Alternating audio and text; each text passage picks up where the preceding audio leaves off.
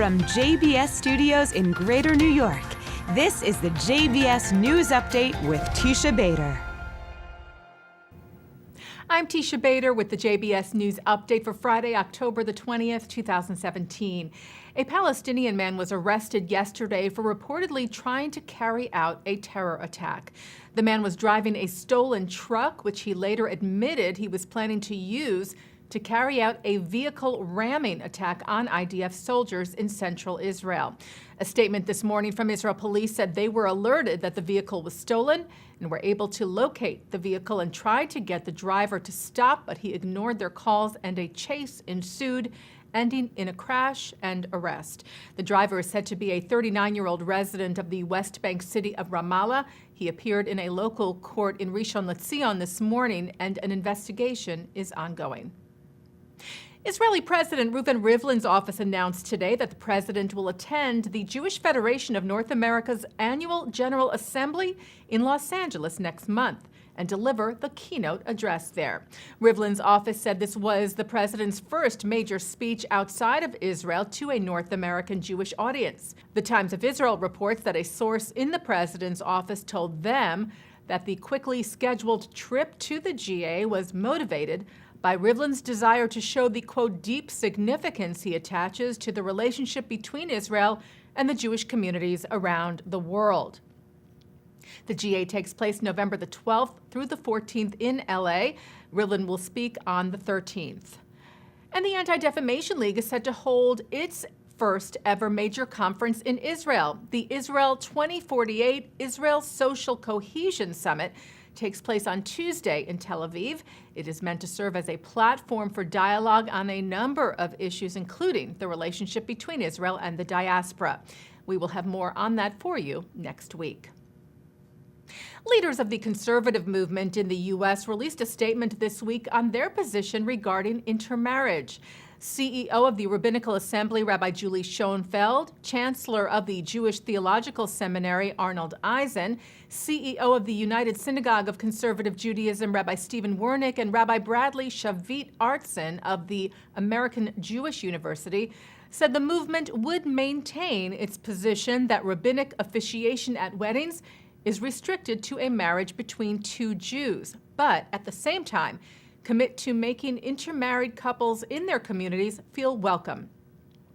They wrote in the statement, "We also recognize the precious personal good of finding a loving partner and that all people can benefit from access to Jewish wisdom and community, so we call upon all conservative Masorti rabbis and congregations to foster deep and loving relationships with all couples."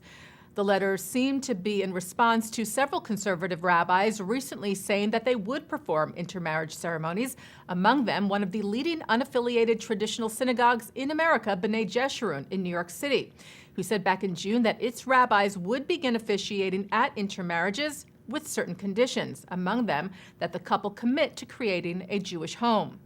The Jewish Week had reported that BJ's senior rabbi Rolando Matalon explained that deep conversations and reflections over the last year had brought the congregation to this momentous turning point, telling the Jewish Week, "If we don't bring them in, we lose them, and we're not prepared to lose them and the Jewish future."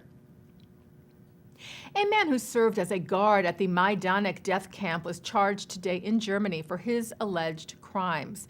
The 96-year-old defendant, whose name has not been released, was charged as an accessory to the murder of at least 17,000 Jews between August of 1943 and January of 1944 at the death camp in Nazi-occupied Poland.